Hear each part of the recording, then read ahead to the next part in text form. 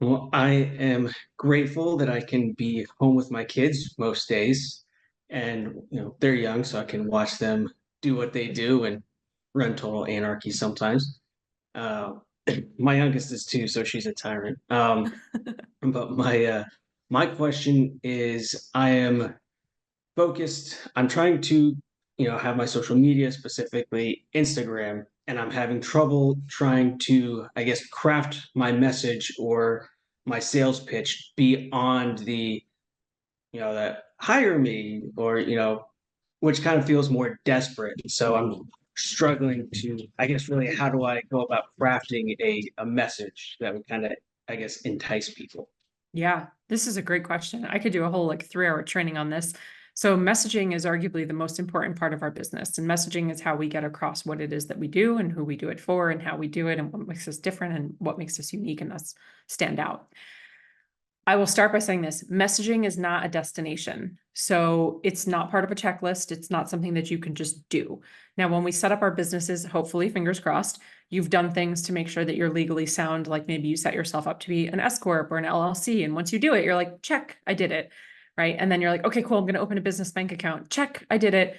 And then maybe you are going to get a domain name and you're going to save, jessglazer.com or jessicadrose.com. Check, I did it.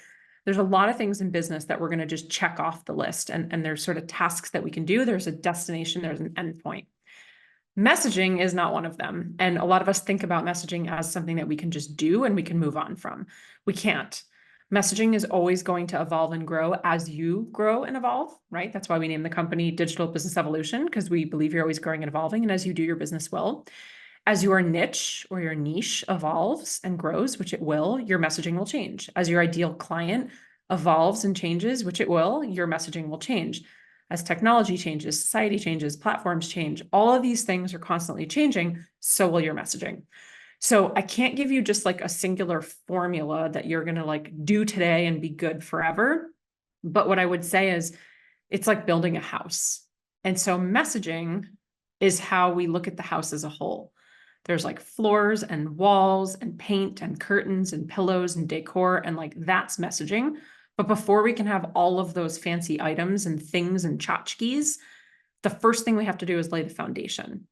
And this is the stuff that nobody really wants to do. So I'm assuming you've done it. You maybe have or have not. Maybe you haven't revisited it in a while, but the foundation is going to be, are you super duper clear on your niche and ideal client? Now, we happen to be right now in our program of Empower that we run. We only run it one time a year live. And the module that they're on is niche and ideal client. So I've been talking about this a lot. It's not for anybody else other than you. We put a lot of pressure on ourselves that like our niche and ideal client has to be super clear and we have to nail it down to this perfect sentence with like 7.5 words and 156 characters. And it's got to be this perfect thing. It's not going anywhere. It's for you. But if you're not super clear on your niche and ideal client, your messaging is going to fall flat. So what does it mean to be super clear on your niche and ideal client? Well, first and foremost, I am going to ask if you're willing to play with me. What is your niche? My niche is millennials and Gen Z who are in their early to mid career. Okay, so that's a bit more of who the client is. Okay. What's the like what are you teaching? What do you help with? What do you coach on? What's your industry? So I'm a financial counselor, and my focus is to kind of help people either prevent or fix their lifestyle creep so they can kind of better manage their money and prepare for later in life financial goals or retirement. Okay, awesome. So the niche that it falls under is going to be, we're going to call it finance. Is that, you're cool with that? Yeah, yeah, Okay, absolutely. so anything that we're talking about in your content, emails, messaging, it's always going to basically come back to being under the umbrella of finance. We're not talking about building birdhouses, right? Right. Okay, so it's going to be under finance. Now, the client that you're serving is, what are they struggling with? You actually kind of said it, but what are they struggling with currently right now? The type of thing that they're actually Googling, like they're literally looking on Google right now to fix it. They're laying in bed at night, rolling over, stressed out, can't fall asleep, having difficult conversation with their spouse, maybe their parents. There's maybe shame, there's maybe guilt, there's maybe embarrassment that they're carrying around the thing that they're struggling with. And it could be a couple things. What are they struggling with? Specific money management, but specifically the question of, where is my money going every month? Okay. So they're making it and they don't know where it's going. Okay. And then money management is likely the thing to fix that problem, but they might not know that yet, or they don't know how to do it yet. They just know it's coming in, but it's disappearing. Okay. And it's kind of always a stressor. Mhm. Perfect. The goal for them, or the desired outcome, and there could be a few of them. What is the perfect goal? Like, they know that this problem no longer exists when this next thing happens. So what is that next thing for them? Hmm. Asking, right? Yeah. Okay.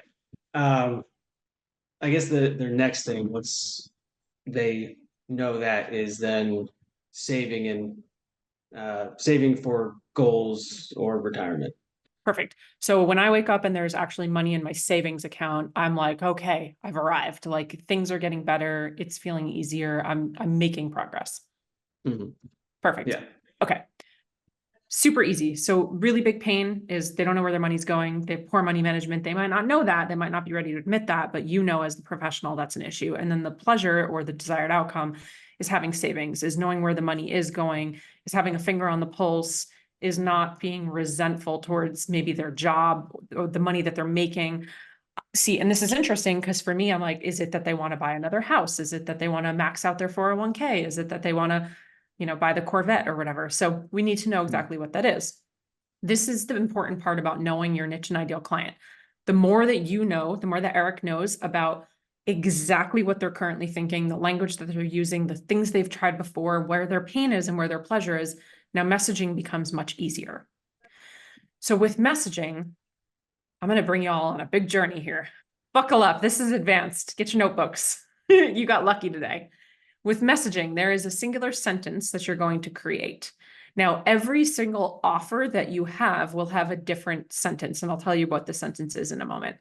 So this is not like your I help statement. This is not an overarching theme of your entire company and why it exists.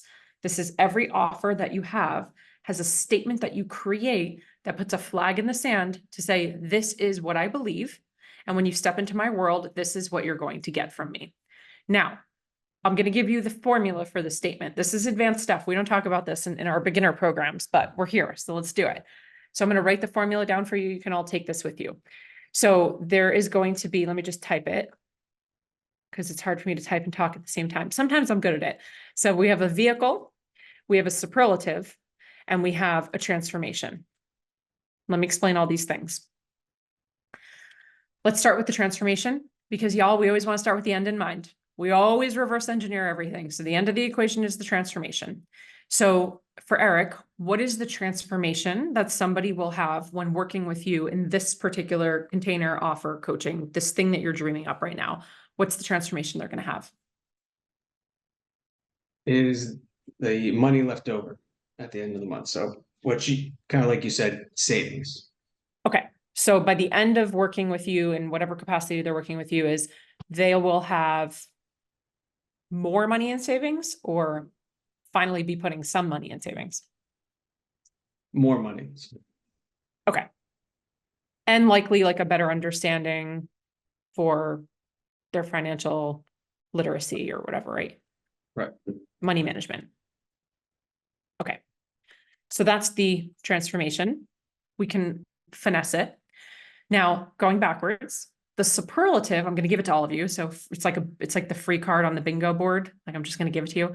A superlative is going to be exactly what it sounds like from the yearbook when we were younger kids. And it was like the prettiest, the most successful, right? Like the most likely to succeed. So the superlative is going to be the best, the fastest, the only, the quickest, the most effective, most efficient, something like that. One of those words, and you can pick any of them. So we'll pick one in a second. But it's putting a flag in the sand saying, my thing that I teach, which is the vehicle, which we're going to talk about in a second, is the only way to make more money, or excuse me, to have more money in savings and have a better understanding of your money management. It's the fastest way to have more money in savings and have a better understanding of money management. It's the fastest, it's the best, it's the quickest way, right? So it's a word like that where you're like, this is it. I'm telling you, this is it. There's no better way. Cool on that so far. We'll plug that word in. Doesn't matter what it is. Now the vehicle, that's the most important part. The vehicle is not your program. It's not your program. It's not your product. It's not your proprietary process that you came up with some cute little acronym for that no one in the world actually knows what it is. Your vehicle is what you're actually teaching inside of your cute container proprietary program process that you have. So let me explain. If I were to create a sentence, one of these sentences, and I were to create it for our signature product, Empower, I can't say Empower is the fastest way to build an online business. Empower is the only way to create 6 figures online, because the normal person doesn't know what Empower is. Empower is not a thing. I made it a thing, but it's not an actual thing. So what am I actually teaching inside of Empower? A vehicle that is getting my client from island A to island B. So for Eric, island A is, I don't know where my money is going every month. Pain point. Island B is, damn, there's stuff in my savings account. Island A, pain is where they are. Island B, desired outcome is where you're taking them. The vehicle is the thing that gets them there. Now, it can't be Eric. It can't be the name of his program, but it's the thing that he's actually going to be teaching them to get him from A to B. So now my question for you, and there's going to be a lot of things that you teach. What is it that you're teaching me? How are you magically making money appear in my savings account? Budgeting and management systems. So things like the envelope method, or because it's 2024, not 1903, like a digital version, like a digital envelope method. Okay, so I'm so happy that you just nailed that, because if you didn't, you would have confused everybody. But can we all see for a second, like, let's just use budgeting. We all know what budgeting is. Yeah. Like everyone's heard of the term, whether you do it or you don't do it, you kind of eye roll your budget, but we know what it is. We're attuned to the word budget. We have feelings around the word budget. That's fine, but we all know what it is. So if Eric said budgeting is the only way, budgeting is the fastest way, budgeting is actually the most effective way to have more money in your savings account and a better understanding for your own money management. And he could keep going, so that you could put money away for the kids and never be stressed again. Stop fighting with your spouse over stupid financial things. Does it make sense in everyone's head? Like, okay, simple. I'm going to learn budgeting from Eric. Now I might already have preconceived notions about budgeting, and now he's going to have to help work through that in messaging, which we're going to talk about. And some of my preconceived notions, meaning I might already have a taste in my mouth around the word budget, he's going to have to prove to me, and I put prove in quotes, he's going to have to prove to me in his messaging, not on a sales call, not on a sales page, in all the messaging he consistently puts on the internet, he's going to have to prove to me that my preconceived notions are maybe different than his, not right or wrong. But if he can show me a new way of thinking, he becomes a thought leader. When you teach people how to think, they will come back to learn. So this sentence that you create, and you have to believe it. If you don't believe it, it's not going to work, could sound something like budgeting. And you could go bigger too. So we could do like budgeting and money management systems are the only way to get more money in your savings account and have a healthier relationship with your money management. Eric, do you agree? Yes, and kind of to your point of the preconceived notions of budgeting, because not everybody likes it. When I'm dealing with clients, or basically anyone who could be a client, I will usually try to refer to it as a spending plan, which is kind of Okay, interchangeable, and it sounds a little more approachable. actionable. Yeah, Yep. and not the same, like you said, kind of feelings around that phrase, even though it's Yes. kind of the same thing. Yes. I would be mindful of doing that though, but outwardly, like in content. So on a call with a potential client, sales call, you're talking them through your process, or you're actually on the phone with a client, you can come up with names that feel more approachable. But when we're speaking outwardly in messaging and content, emails, podcasts, stuff like that, we want to use layman's terms. We want to talk second grade reading level. And we want people to have a preconceived notion, because now we're going to get into the messaging part, which is going to answer your question. So we have a sentence. You can finesse it a little bit. I wouldn't finesse it too much. This is actually a phenomenal sentence. So going back to what I was saying before about empower, it's not empower is the fastest way to build 6 figures online. It's what I'm teaching in Empower. It's the vehicle from A to B. And for anyone, because we have people here who have taken it before, The thing that we teach inside of Empower is how to create a coaching program, a group coaching program, or how to create an online course. So my sentence becomes group coaching is the fastest way to build 6 figures online without burning out. Now, I deeply believe that because when I had one-on-one clients, I burnt out. I had a breast cancer scare and adrenal fatigue when I was completely capped. So because of my experience shifting from one to one to many, I deeply believe that that really truly is the best way to start your and scale your online business. That's what we're teaching inside of Empower. So if Eric believes that budgeting, even though it's a scary word, budgeting and understanding these management systems that he's going to teach is really the only way to get you where you want to go off of island A onto island B, this becomes the center of his messaging. Now that we know that, the rest of your messaging and your content is your job to manage or handle, and I put those in quotes, manage or handle the preconceived notions and the objections that somebody has. So when you say budget, and now I want everyone to play, wake up, we're all playing here, we're all helping Eric because you're helping yourself when you do this. Put in the chat box, be honest, what comes up when you hear the word budget? This isn't for Eric, this is for all of you. It could be positive, negative, doesn't matter. Restriction, yeah, sounds like a diet. Money, nausea, frustration, deprived, boring, ugh, annoying, ugh, lame, tired, complicated, in control, cutting back. So you can see here how some of these are perceived as positive, like, oh, I'm in control, and then some are perceived as negative, limitations, restriction. So in the messaging that Eric is going to create in his content, like daily, not when he's launching something, not when he's trying to get someone to buy something, daily, is he's going to start to shift the view of all of those words. And so he's actually going to put content out that says, let me explain to you why budgeting is nothing like dieting. And then he has to be able to explain it, right? So be mindful that you're not saying something that you don't believe. But I believe in business, structure creates freedom. And we work with a lot of creatives and visionaries who feel like structure is going to pigeonhole them and choke them and it's going to strangle their creativity. And it's my job to actually show them that the more structure that you have, it allows you to have more freedom to play outside the lines, to color outside the box. It's the same thing here. So you need to, in your content, be constantly talking about how a budget actually is not bad. A budget's not restricting at all. A budget is what creates the freedom so that you have the extra cash to go play with, to go do whatever you want, to go invest somewhere else, to put away for the kids in the future.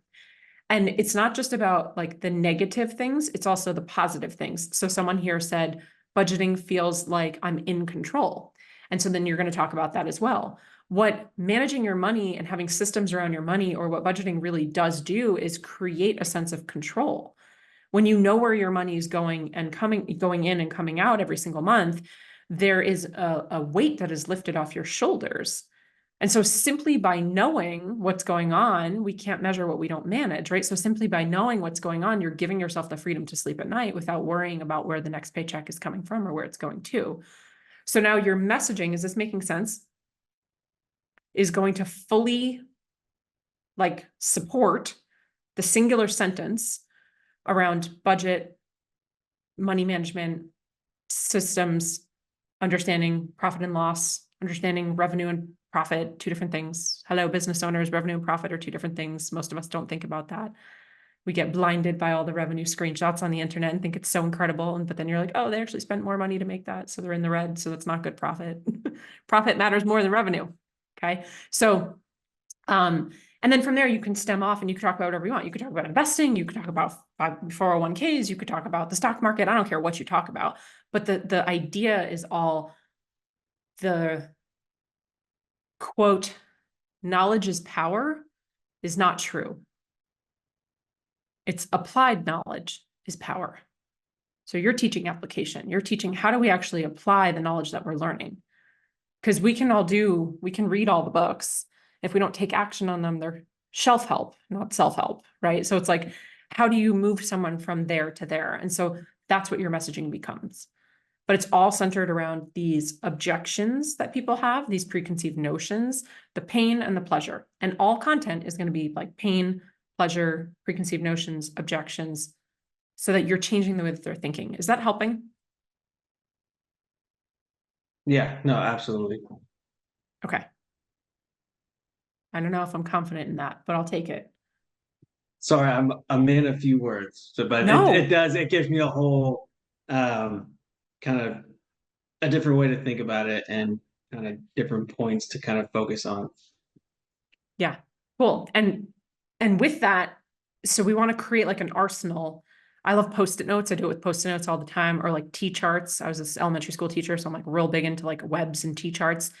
But if you can give yourself a whole list of like every single pain point that they have, and then another list of every single thing that they've currently tried and hasn't worked for them, and then another list of every single thing that they want or desire, and then another list of but every single thing that's holding them back objection wise, like what they believe, their current beliefs.